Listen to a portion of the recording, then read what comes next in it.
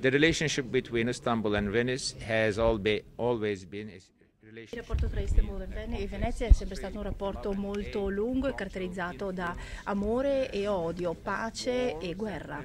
of making wars and making peace.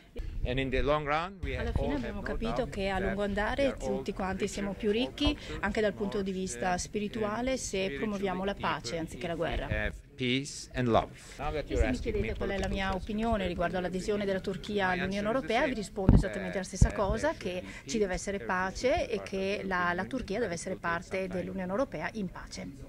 We shouldn't look for clash points, Mi chiedono but sempre di for parlare points of dei harmony contrasti that tra our la cultures Turchia e are l'Unione Europea, ma io più che parlare dei in contrasti preferisco relation parlare dei with each punti other for di so armonia many e di years. pace tra la There are Turchia e people who only l'Unione look for Europea. clash of civilization. Anche la Clash stessa of Istanbul civilization, I'm not one of è them. nata e I look cresciuta for grazie the all'armonia points of e alla harmony. pace, più che The whole grazie ai text of contrasti. life of Istanbul is made with harmony. I also know that Italy So anche is che in l'Italia favor of stessa è Turkey a joining favore European Union. dell'ingresso della Turchia all'Unione Europea I am very happy about that. e sono molto lieto di questo.